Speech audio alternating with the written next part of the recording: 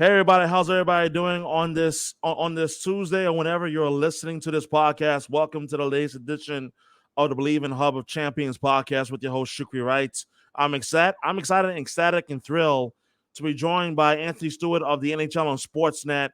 And if you are a person who listens to NHL talk on a lot of different platforms, whether it be on Sportsnet own properties or even elsewhere.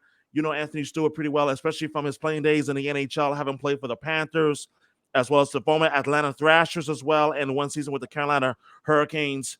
Anthony Stewart of Sportsnet, thank you for coming on the podcast. How are you doing today? I'm doing well. Thanks a lot for having me. I've been following all the great work you've been doing, so very, very excited to be here today with you.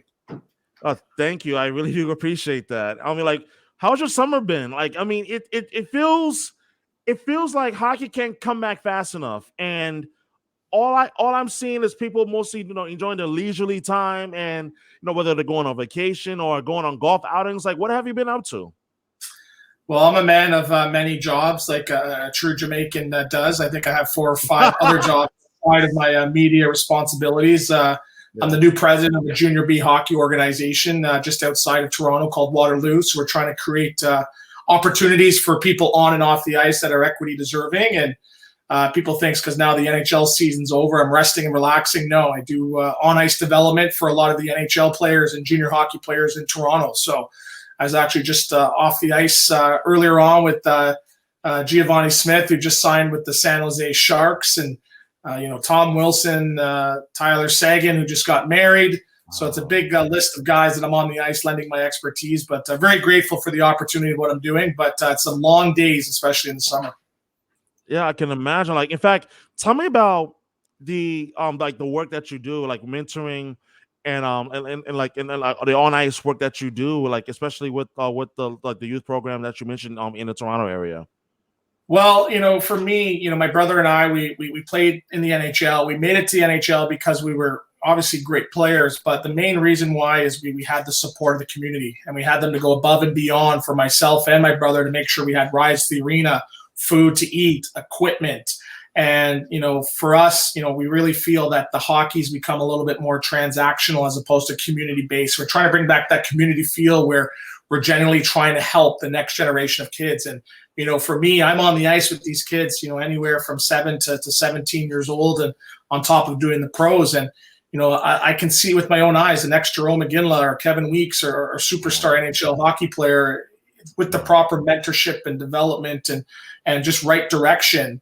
That's how you really create that next generational player. So for me to be on the ice or be in the mentorship side of it, or helping them with advisement and careers, finding their navigation through their careers, anything I can do to help, that's what I'm trying to do, to go above and beyond to do, because that's what's given to me, and I had that opportunity as a younger player as well.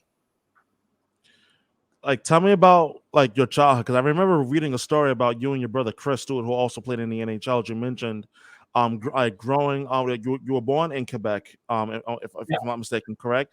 And like, you coming from a Caribbean background, me being Guyanese, so I can understand like certain dynamics. You mentioned jokingly about having to work multiple jobs. That's literally me right now. So I understand. But tell me about your upbringing, growing up, and like how you fell in love with hockey, and how in more ways than one, like it actually helped you like shape a lot of your formidable days as a youngster.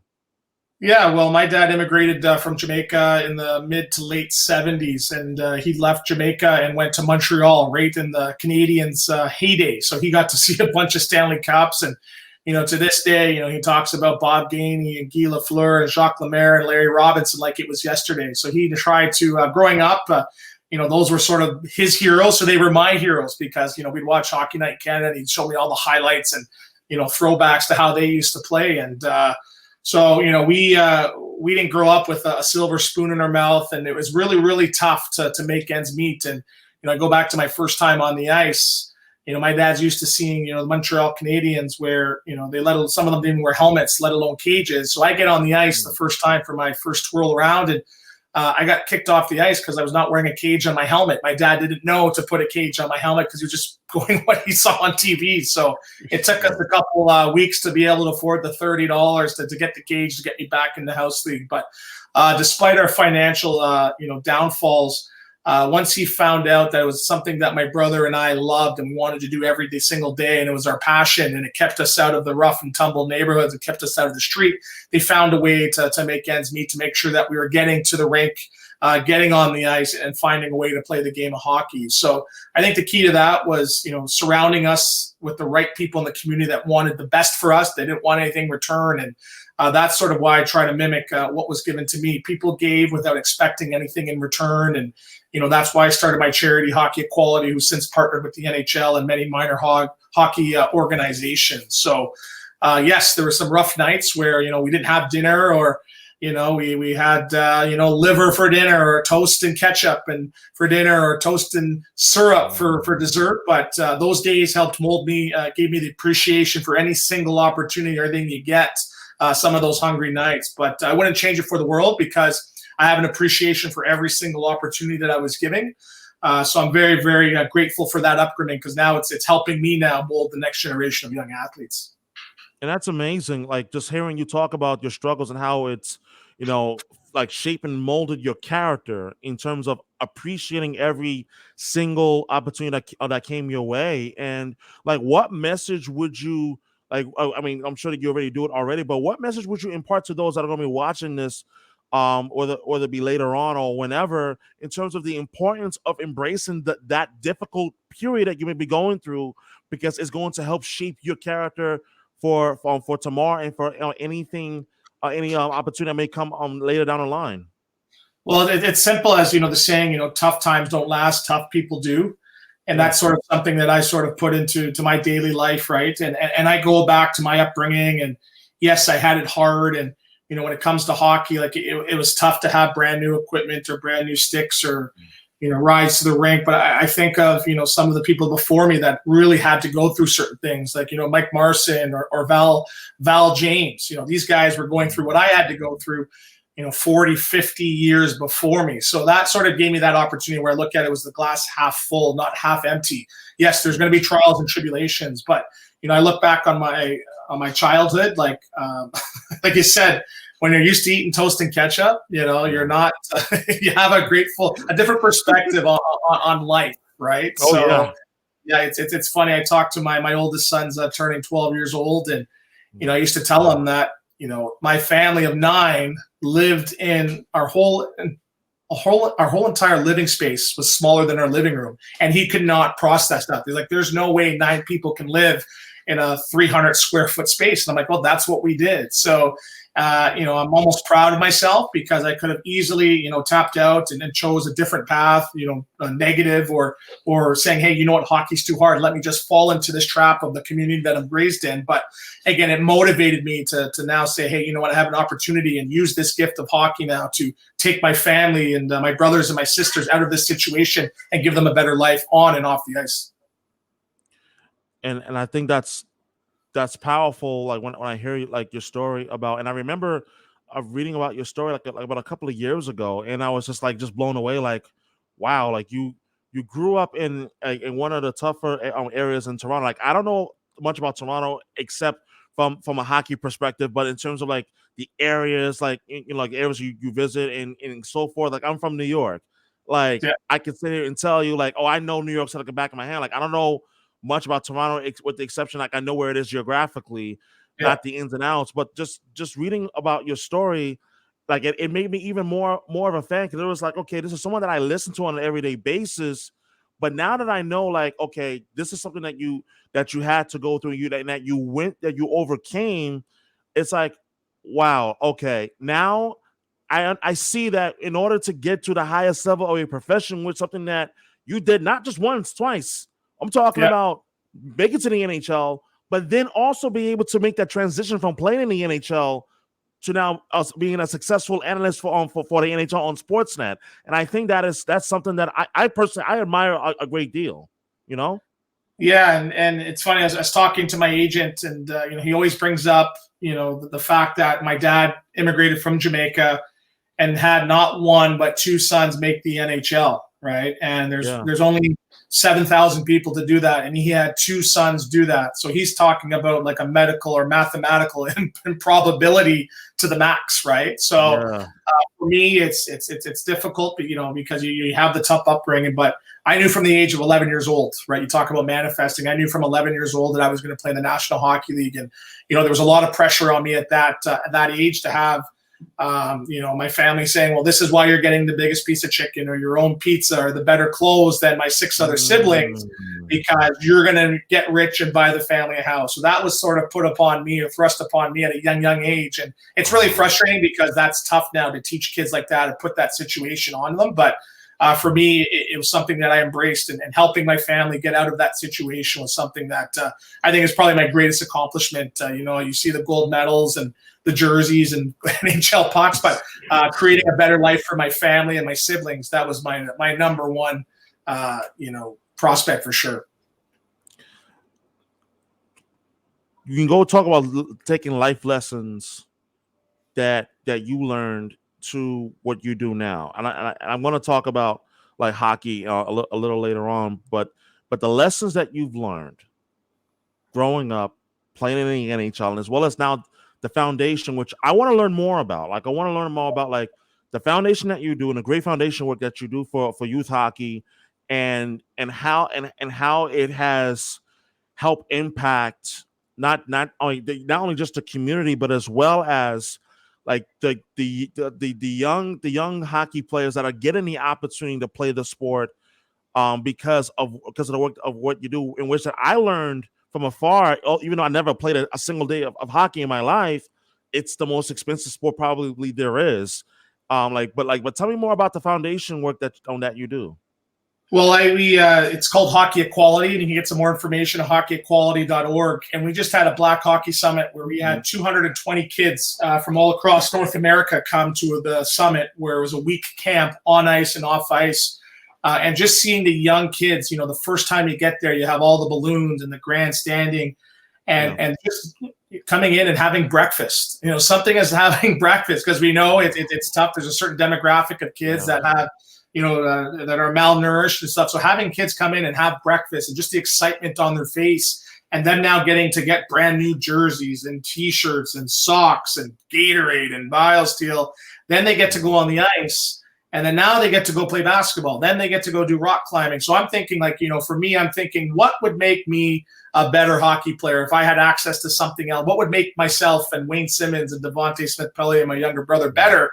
And that atmosphere that we created over 1 week was definitely amazing. So that's what we're trying to do. We're trying to now say, hey, yes, the game of hockey has a lot of changing to do, but we're here obviously to change the way things are, but prepare you for the way that the game is now too. And there's going to be a lot of politics. And yes, you may be judged by the way you look, but you have people now at the top at the NHL that are sponsoring a lot of these programs, and they've done a big financial commitment to us. And that's the good thing about us. Like, again, we just quietly go about the work. Yes, we have our social media, but we have 1,000 kids onboarded in our Hockey Equality Network, and now kids have access to on ice, off ice training, scholarships, equipment. You can look us up if you need equipment. You can call us up. Tell us what you need, and we'll get it to you within a week. And that's throughout North America as well, too. And we're now creating pathways to the next level, right? We're talking about, we're growing the game. We're putting all these new equity-deserving kids into the game. There's still that bottleneck, from minor hockey to junior to the pro ranks. So we're now creating opportunities now for you, whether it's at the junior level or saying, you know what?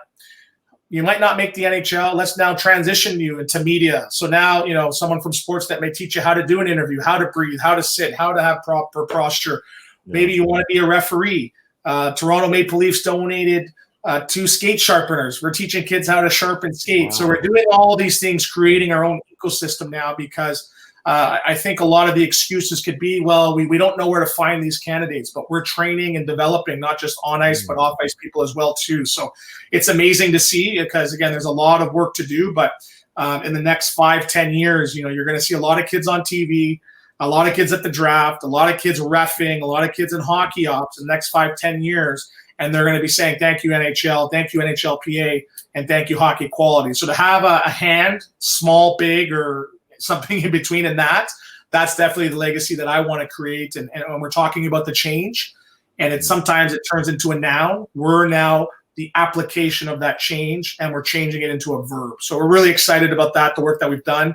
And in the next couple of years, you're going to be hearing a lot of kids, potentially wearing a hockey equality jersey under their NHL jersey at the draft. So I'm definitely excited for that.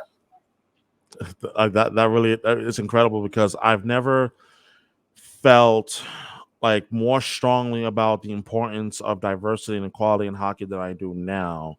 And especially like in a season that has been so historic in more ways than one. The Vegas Golden Knights, winning the Stanley Cup. Like, I'm not sure if they hold a record of like the fastest expansion team in NHL history to win a cup, but I'm pretty sure it's up there. And the Bruins having the like historic regular season that they had.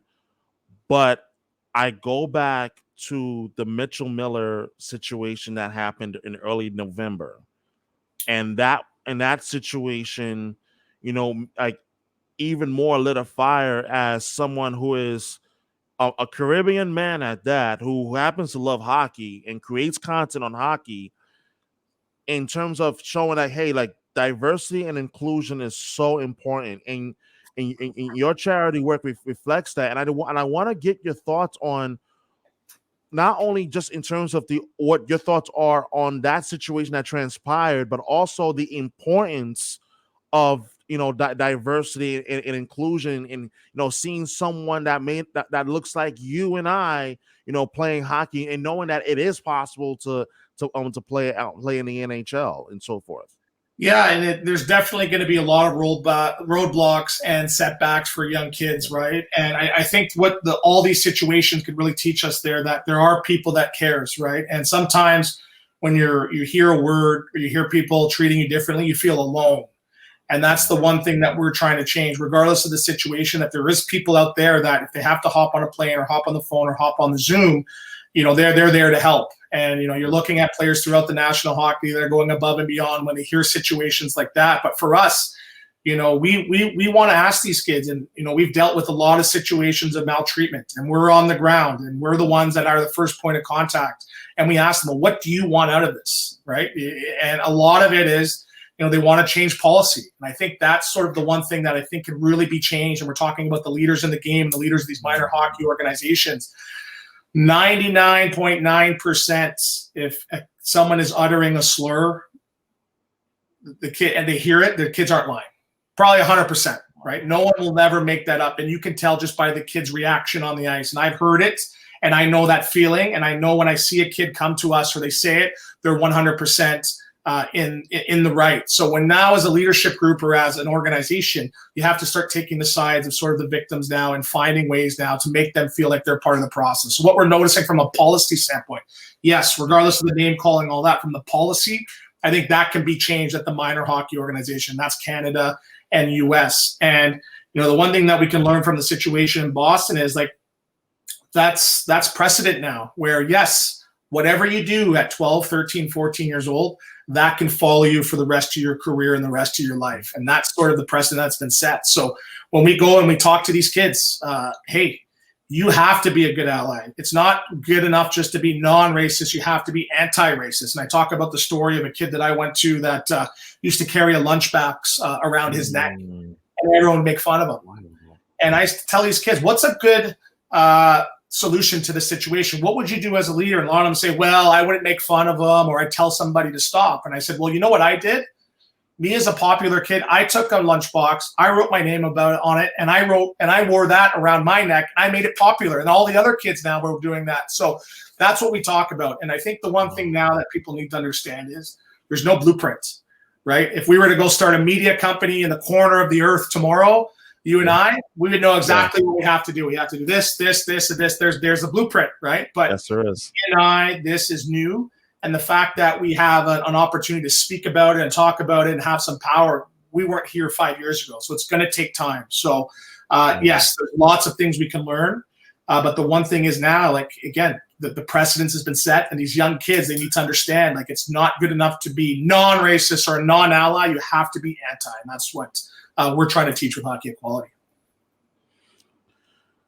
And I mean, you couldn't have put it like any better in terms of like the lessons that are being like imparted into the youth. And you mentioned the lesson that came about from the Mitchell Miller situation, that what you do especially when you're 12, 13, and 14 will follow you, for the rest of your life. And I think one of the big lessons that I learned was that you just never know who's watching or who's listening in terms of your message and what you do. Long story short, um, the mother of the victim, I don't want to like name drop her just out of respect for her. She reached out to me Mhm. literally the morning after I posted that video on Twitter, like going I'm not proud of the fact I use vulgarity and whatnot, but where I really went off and I really showed like how passionate, how angry I was at the Boston Bruins organization.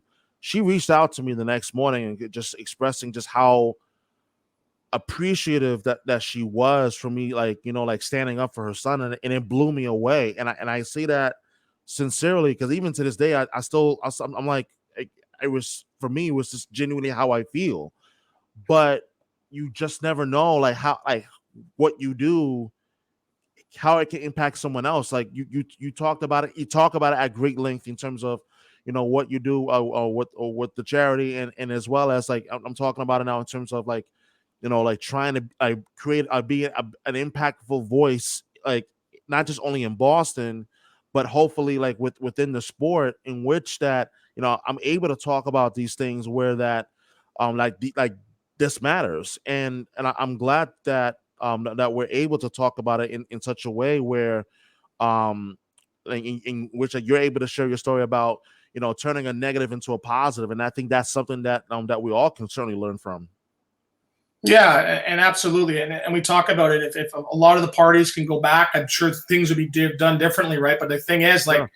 that feels like it was almost 2 years ago now. We haven't heard from it since, right? So Yeah. that's why for us we want to be changing on the policy, right? So, but that is the one message now where that should be a rude awakening now, because again, we're in the time of social media and there's eyes on you, right? When you're driving and you're cutting people off, or you're at the grocery store, or you're at the nightclub, you now are being followed. But I think it's a lot easier just to now change your way of life than trying to put on a facade and saying, well, you know what, I'm going to pretend. It's a lot easier just to do things the right way and be a good Yeah. person.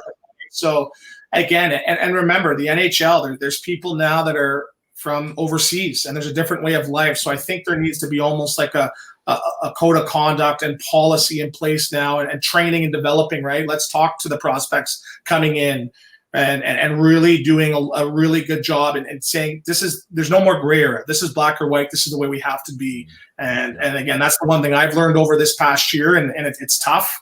But for me, it's we're talking about, let's change, but how do we now affect the kids that are in the game, right? What about those kids now, 16, 17, 18, that are still trying to make it, or they're still trying to find their way? We're talking about changing things down 20 years down the line, but there's these kids now, generation, that are trying to make it through and have an opportunity like my brother and I did, that I think we're sort of lost in the shuffle of what the big picture is that we're talking about with this change.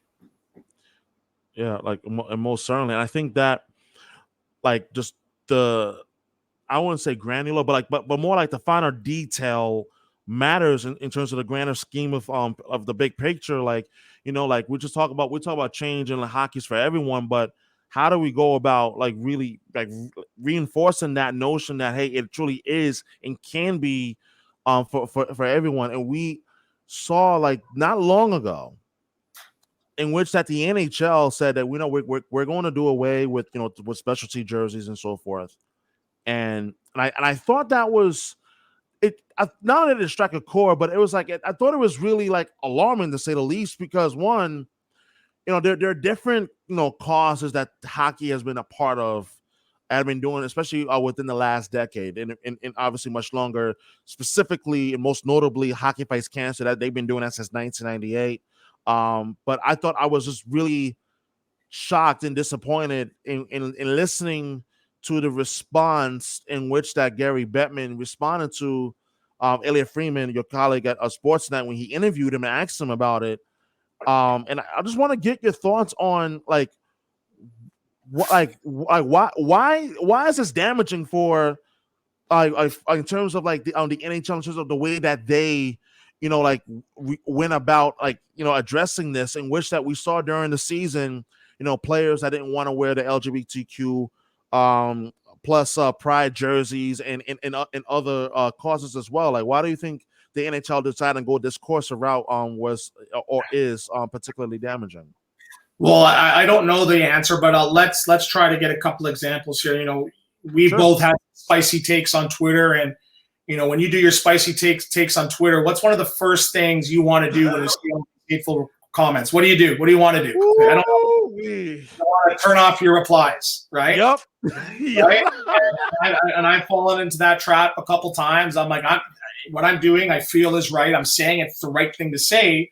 But there's people out there now that are going to go above and beyond to whatever you tell them. They're going to go the exact opposite now. And you have to now understand now, yes, the NHL is a corporation. It's $1 billion corporation, right? But there's bigger corporations, and there's governments, and there's law and legislation, right? We talked about, the NHL trying to do a diversity workshop in Florida, and it got canceled, right? The government and legislation of Florida saying, we're not going to do that. So if you're the NHL now and you're running a business and you're trying to do things, and you're getting shut down left and right. So again, I'm not carrying the water for the NHL, but again, from a business standpoint, I can see it being difficult where you're saying, you know what, I'm just going to turn off the comments, regroup, and re-strategize and come back with something different, right? And for me, and I'll tell you, I love seeing the different pride jerseys. I love seeing the Indigenous jerseys. The Leafs did one this year, and I literally tried to leverage my relationship with Mark Fraser. I'm like, I need a jersey, buddy. I need a hat.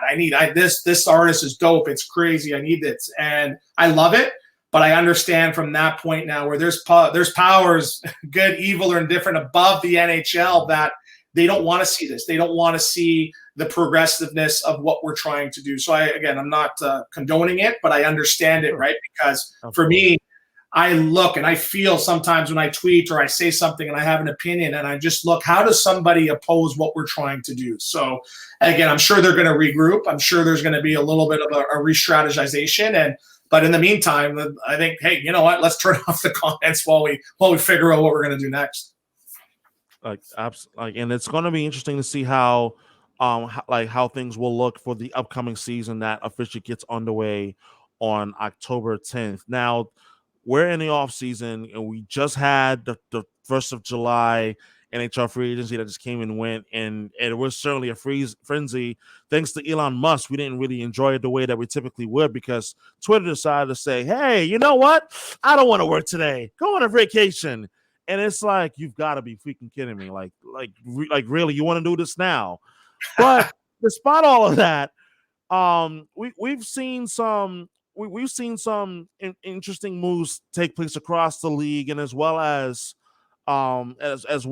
like signings that caught like people's attention. Like, oh, I didn't see this coming. Were there any moves and transactions that may have caught you by surprise, like that you didn't see coming? Like for me, I would say that I did not expect that Ryan O'Reilly would go to Nashville and sign there as a free agent. And to hear his comments recently definitely opened my eyes a bit as to why he decided to leave Toronto after all.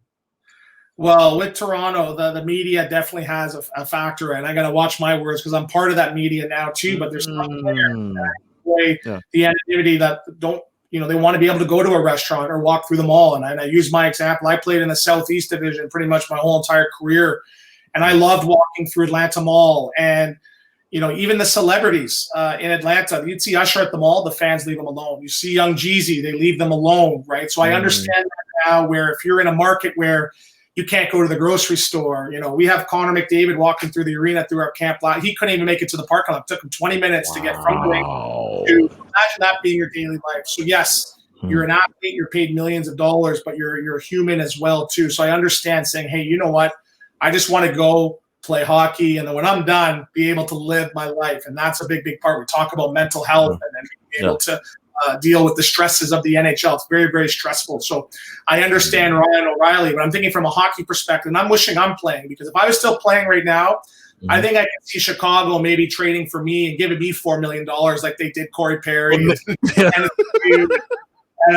who else? I think they signed one more player. Nick Foligno as well. Yeah, like it was 1 year, 4 years. Yeah. Where's my $4 million? So I wish I was that extra to protect Bedard. So, that was definitely a choice too. But again, I like the fact that teams are being bold and saying we're identifying players, and yes, we're going to play a commodity for some of these guys, and we're going to make a decision to change the course of direction for our organization too. So, yeah, I don't mind that. The Maple Leafs, they made some decisions as well too. You saw the Flyers clean house a little bit too, and I'm still waiting on Boston. Is Bergeron officially retired, or is it unofficial retirement? What's going on there too? I really liked what New Jersey did. So for me, I'm a man of action, and I like seeing the chaos when someone signs a big contract or given more money than they were expected to get. And I'm pro player, so I like it when the players get the money and all the money. So yeah, that's the big story right now in Boston for the Bruins. Like, what is Bergeron and Krejci gonna do? Are they gonna resign, or they're going to like retire? And in Krejci's case, there were rumblings about interest about maybe potentially going back to play in the Czech league, but we don't know. And I think that aspect is a little bit of a frustrating aspect in terms of the fans, because I know that the fans are wondering, what's going on, like what's the next update? Like and someone asked me like, "Oh shoot, have you heard it?" I'm like, "No, I haven't heard anything." Like, yeah, I'm not gonna go on. Right, so maybe they're waiting. Season tickets go up to a certain amount before they announce retirement. I don't know, but the one thing about Bergeron, I don't think he has nothing left to prove, and I think for him it's more so quality of life. Does he want to play another year? Is he going to stay healthy? And again, it takes time over the offseason for guys just to rest. Right, you feel a lot different in July than you do at the end of the season in May or June. And some guys, the older guys, they might not feel right or ready to make a decision until September, right before camp, right? You get the excitement. And I use the analogy for me with soccer. I was a pro soccer player. I was one of the best. I was a better soccer player than hockey player, but something was within me, and I knew it was time. Like, this is not for me anymore. I didn't like the practices, and I just hung that up. And I was very, very good. So I think for them, it's more of an internal thing. Are they ready to make a decision? But what do they really want to do internally? And sometimes the excitement of camp coming up in September, or the dread of camp, makes that's why guys make decision at that time. So, man, you took some of the juice away from the $1 million stake. I want to ask. I'm gonna still ask anyway, because I want to pick your mind here. You played in the NHL, and you can relate to a lot of things that I, in the common man in the media, may never be able to fully understand. You just played 77 to 82 regular season games, and if you're lucky, you played maybe 7 to 12 games in the playoffs. If your team goes on a long run in the Stanley Cup playoffs, you're playing upwards to close to maybe 90 to 100 games in a given season. When that season comes to an end, there's a 2-part question. The first part is, how are you feeling physically?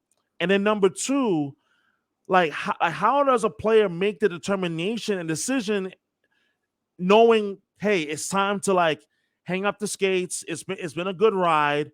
And go off into the sunset. Like take us into the mind of an NHL player when they're going through the off season, making that kind of assessment. Well, there's one day of the year where you're healthy as an NHL hockey player, and that's the first day of training camp, and that's it, right? And I tell everybody, take hold of my fingers. I've never been diagnosed with a broken finger, but I got I got summer fingers. Some are there, some are there. So you play with broken fingers, with hairline fractures in your foot. So just getting over that every single day of the season, you're pretty much not 100%. And then now, I always talk about it on the broadcast, teams that have to come back down 3-4 goals, and just the mental stress of that, being down or having a lead and losing lead, the ups and downs of the season emotionally, that takes time, to recover from too. And then now you have the travel, right? Yeah, we're traveling first class, and that's great, but you're going from Boston to Vancouver. That's a tough, right? You know, I played with some guys that could not even sit in their seat that long because their back, they'd have to be lying in the aisle, and you see the flight attendants walking over them because, again, it's just a daily stress physically and emotionally. So when you're now playing, you know, you're 35 years old, and I used to do this, you know, my first couple of years, I had the big signing bonus. I had to park my car right next to the track to motivate me to run around at full speed saying, I got to be able to pay for this thing.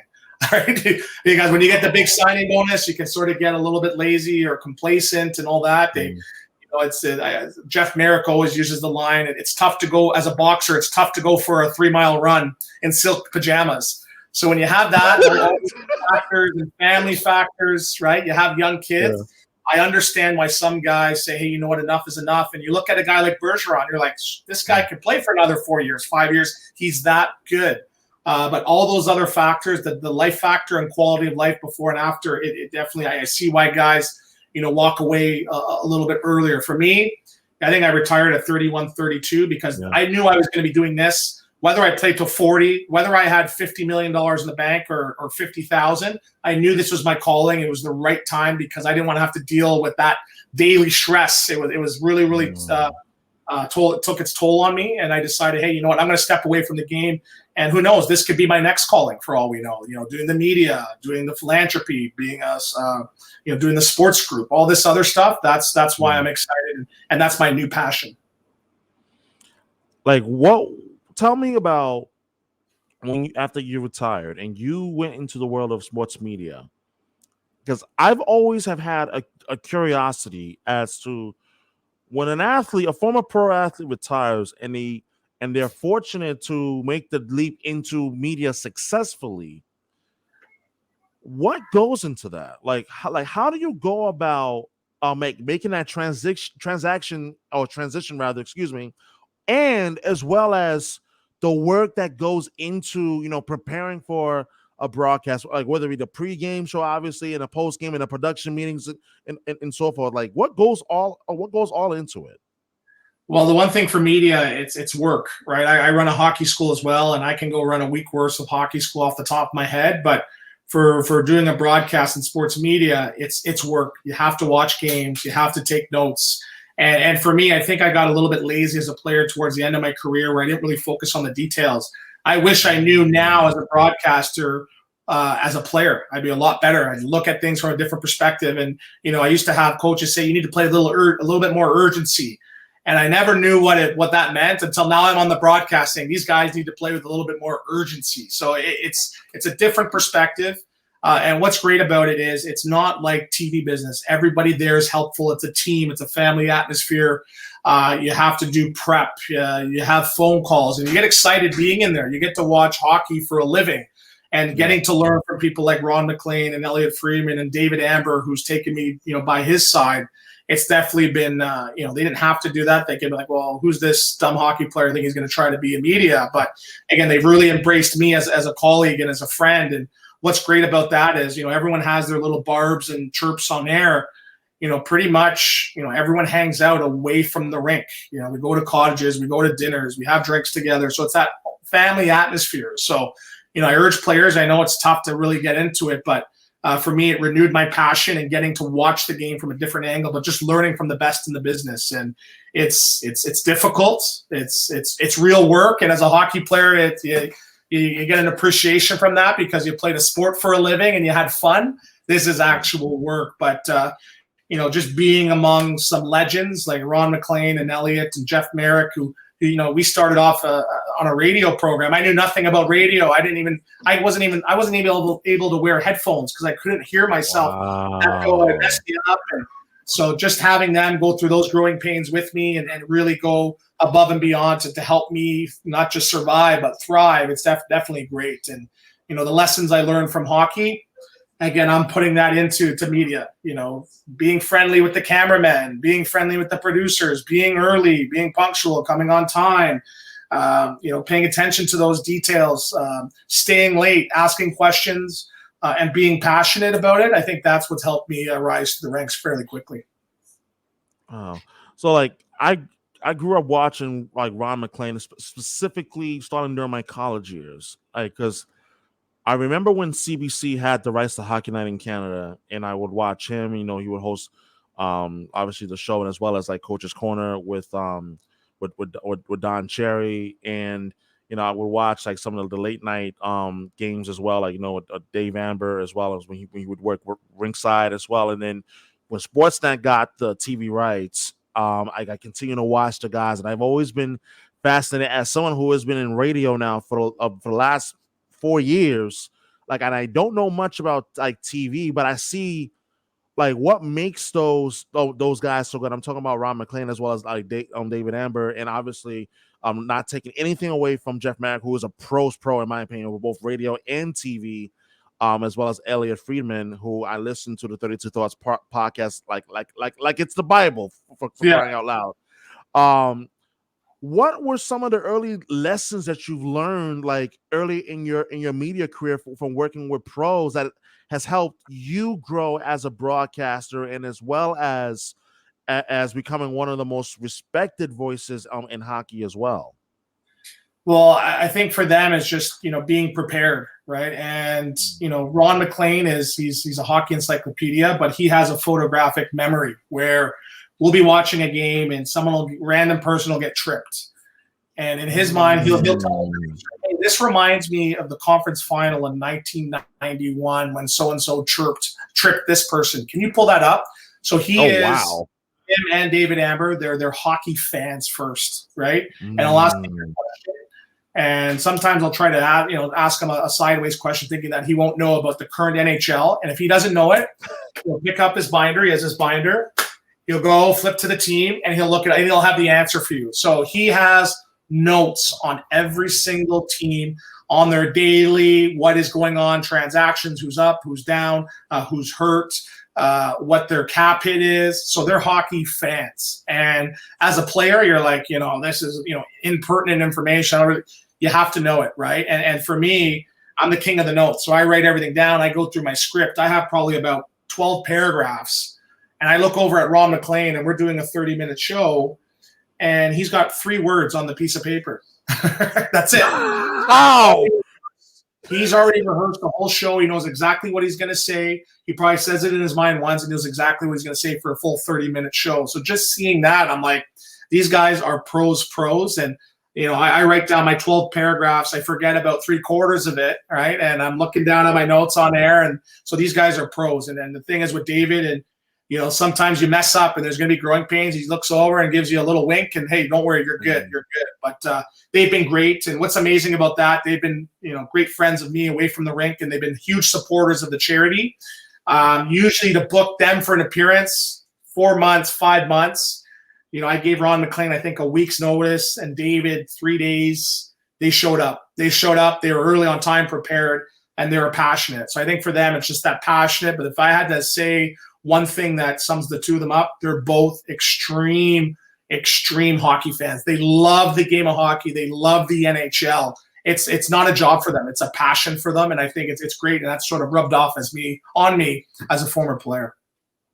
Wow, that's absolutely incredible. And I feel like I was living vicariously through you as you're telling me about, like, you know, like them as people, but as well as like getting to have a better understanding of your personality, and as well as how it's helped impact you. And I think that the thing that I've enjoyed most, especially this is my first opportunity, you know, I was talking with you and someone who I personally I've listened to and I've watched and admired from afar, is getting a better understanding of like the ins and outs of sports media in terms of the television side, and some of the best pros in the business, and understanding the importance of preparing, of being prepared, and, you know, being a fan, and like having a passion for it. And if there's one piece of advice that you would give to someone who is young and they wanna increase their knowledge on the sport, how do they best go about attaining that knowledge, and as well as being able to become better in their craft in terms of their pursuit in getting into sports media, whether it's radio or TV or podcasting and so forth? Well, I think it's the lesson that I try to tell some of these young players that want to be at the next level, right? So if you want to know about the NHL and know about hockey, you got to watch, right? And when you're listening to the broadcast and you're listening to different perspectives, right, that's knowledge that you're gathering that you might not even get it consciously, but subconsciously, right? So, you mentioned the podcast, right? And it's really tough for me to stay up and watch an Anaheim game randomly, not hating on Anaheim Mighty Ducks, but you try that podcast and you listen to Elliot and Jeff, anything that's pertinent, they have it, right? Because they're that hockey fan. So read, right? We're in a day and age, if you want to know anything in the history of the world, it's on your phone, right? Yes, so it is. Mm-hmm. I would start with your history and learning about Wayne Gretzky and learning about Willie O'Ree and learning. But if you're looking to get into the business, right, the one thing I think that people are afraid of, they're afraid of the answer no, and they're afraid that they're bothering people, right, and they're afraid to network. And a lot of NHL players, I think, are like that. When they're done playing, they're stuck in the routine, and they don't want to reach out and ask for help, right? And you reached out to me via DM on Twitter, like, hey, you want to come on my podcast? I said, I follow you on Twitter, absolutely, 100%. I love the stuff that you're doing on there, right? And I'm sure you're probably thinking, should I DM him or should I get his email? You just sent a message. It could have been no, but here I am today, and I'm passionate. I'm excited to be here, right? So I think don't be afraid to be vulnerable. Don't be afraid of the answer no. But again, just put the work in and get the knowledge. And for me, I can say with Jeff, Jeff has a lot of people in the radio that are working the daily beat on NHL teams. And I hear them on the radio, and I'm like, some of them know more about the Leafs than I do. And it's my job to know about the Leafs, and they're passionate. And so it's just a matter of time before they, quote unquote, break through or achieve whatever goals that they're going to do. So put the work in, study, but be a fan. It's really tough to be a fan of the game. And that's the one thing. I know it's your job, but be a fan of the game of hockey and study it, but just have an excitement, because you look at two people at the pinnacle and three people, and Jeff and David and Ron, they're like, when they're at the studio and it's long days for them, some of them are there till 2 a.m. They're excited. They're passionate, and they don't want the day to end. So you can't fake that. That's a genuine passion. So if you want to get into this, you got to have that to be successful. Absolutely. I just want to ask a couple of questions in terms of the posting that just ended before we wrap up the recording. First and foremost, did you think or expect that the Bruins would not get out of the first round when the Stanley Cup playoffs began this past April? And how shocking it was for the Bruins, in your mind, to collapse after leading that best-of-7 series against the Florida Panthers 3-1. And what went wrong in your mind? Well, I got booed out of the stratosphere for some of my hot takes, and one of them was I won't boo you, I promise you, Anthony. And I picked Jack Campbell winning the Vezina Trophy, and again, I still get tweets to this day about that too. But I predicted Florida was going to beat Boston in the first round, and I go back to a few years ago where Tampa Bay lost to the Columbus Blue Jackets, and I said, you have to go through adversity through a season, right? You got to go on a 5-game losing streak. You got to deal with injuries and a star player going out. You have to deal now with a goalie slumping, right? And you look at Boston, every single little thing clicked throughout the year, next to zero adversity, right? I've been waiting for, since 2017 for them to fall out of the stratosphere, and they just keep getting better and better and better. I think them losing is going to be best for them long term, because they won't take anything for granted. But if you don't know how it is to come down, back from a 3-1 deficit or a 4-1 deficit in a game, or the power play stunk the joint up for 3 weeks or 4 weeks, if you don't go through that adversity of an entire 82-game season, it's going to be tough to deal with that in the thing. So I think they had, when they're up 3-1, open net. Yeah. And I think Marchand missed, or he had a breakaway and he missed. Yeah, Marchand missed on a breakaway. Yeah. So they probably deleted all my hot takes off of the stratosphere. Florida coming back. And again, it was just due to that non-adversity factor. So again, I could have been wrong, but that's what I thought. You have to go through that. You have to know how to lose. You have to know how to deal with a struggling specialty teams unit. You have to deal with both goalies, stinking out the joint. And I think too many things clicked. And once they started to not click, I think it was too late. And Florida, like they had that never say die attitude, right? And Bob Bobrovsky, if they went 10 games, I think against Vegas, I think they would have came back. Bobrovsky just went on an insane run. And if Bobrovsky had played the way he did, I think it would have been a different series as well too. And again, he caught wind and caught lightning in a bottle. But I think Boston, again, I've been waiting for them to fall since pre-pandemic. I think they're going to be better off. And whether or not they win the President's Trophy, I think they'll go another couple rounds next year. The second and last question of this episode. When I look back on the NHL season as a whole, I think one of the biggest things that we saw was how much hockey truly matters in non-traditional hockey markets and whatnot. Because, and I talked about this on the Past Shoot and Score podcast, with the flagship NHL podcast for Bleav Network, and I talked about how the conference finals I thought was the most shocking, the most unexpected in terms of geographical locations. Florida versus Carolina, Dallas versus Vegas. All four of these markets are quote unquote non-traditional hockey markets. And we all have talked about how growing the game is important. And I said at the time during the conference finals that if there was ever a time that hockey fans needed to prove that and show that, hey, like we actually do care and we do love the sport, now is the time to prove it on a national stage where everybody's going to be watching, both in the U.S. and as well as in Canada.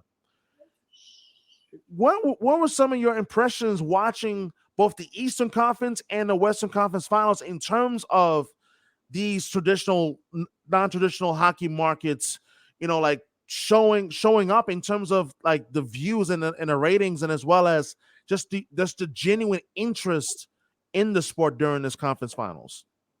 Well, I know the TV business is a lot different than anything else, but I go from the fan perspective, and you're just seeing, like, I played in Carolina and Florida, and those fans are passionate. We were going to games in December in Carolina, and there's fans. We're coming out of the game, out of morning skate around 1:00, and they're already starting to tailgate outside the rink, getting ready for the game. Wow. Right? So there's that internal fandom, which is really, really good. And I think that's going to eventually turn into the views and all that. And I heard all the tweets about, oh, it's boring, but it was great hockey. And what's great about the playoffs is you see stars turn into superstars overnight. And you saw Marchessault, and you saw Tkachuk, the legend of Tkachuk, and Rupe Hintz in Dallas. These guys now are turning into household names. So now when you have these non-traditional markets now, but the league and the fans now are starting to recognize some of these players that you might not be watching. You might not be staying up till 12:30 Eastern time to watch Dallas, but Rupe Hintz, he's worth the price of admission. Yeah. Pavelski, Wyatt Johnson, some of these younger guys. And it's great to see the playoff really turn guys into stars, right? And again, you go to Vegas, you're telling me that's not a hockey city? I've been to that rink. I don't think I've heard a louder rink than that. Dallas, wow. Amazing hockey market as well too, because just the guys that live there after they're done playing, right? They love it as well too. So I think people equate success with not being able to walk down the street, but I think it's the fans, the passion, but the stars that these non-traditional markets are making. And that, I think that's great for the game, and that's how we build the game. Yes, there's the McDavids and the Matthews and the Crosbys, but every year there's 3-4 players that have their coming out party, and that's great for the game too. And I'm excited because there's kids now they're in Canada and the US that are BIPOC that are coming, and you're going to see them, and you're going to be like, where do these kids come from, right? Where do these kids come from? And you're talking about kids coming from Texas, and Matthew Nyes coming from Arizona, Matthews from Arizona, non-traditional markets. There's going to be kids coming from Mexico, and there's going to be kids coming from West, territories in the north, and that's going to be great for the game because you're going to hear the storytelling behind that and from these non-traditional markets and communities, and that's how we're going to grow the game. It's been an absolute blast, Anthony. Seriously, thank you so much for coming on the pod. I want to give you one last opportunity to drop the info for your for the foundations and all of the work that you do, and how people can get involved if they so choose to. Yeah, we're always looking for volunteers and donations, so please look us up at www.hockeyequality.org. We're on Twitter at Hockey Equality, Instagram at Hockey Equality as well too. And our number one mission is lowering financial barriers for equity-deserving youth. And there's no color to that, right? The game is expensive for whether you're South Asian, Black, Caucasian, South Asian, East Asian. We're finding ways to lower the game, but really grow the game. And in 10 years, you're going to hear kids, wearing the Hockey Equality banner saying thank you to, the supporters, and every dollar counts. And we're very, very grateful for our partnerships with the NHL, NHLPA, and lots of other donors as well too. There's a lot of people that just want to help the game. They do it anonymously, and I'm very, very grateful for them too. And really appreciate you letting me come on your podcast and talk about the things I'm passionate about too. And, keep up your great work. I'm reading all your work and being in the Boston market as well too. You're a great Twitter follower. You got a lot of courage. You're ready to step on any toes that you need to be stepped on. And that's how we grow the game as well too. So I'm very, very excited to be on here, and thank you very much for having me on. No, that means a lot to me, Anthony. Thank you greatly so much for the kind words and sentiments. And Anthony Stewart of NHL and Sportsnet, and amongst other great endeavors that he is a part of. Thank you so much for coming on the pod today. Thank you. Thanks a lot. Appreciate it.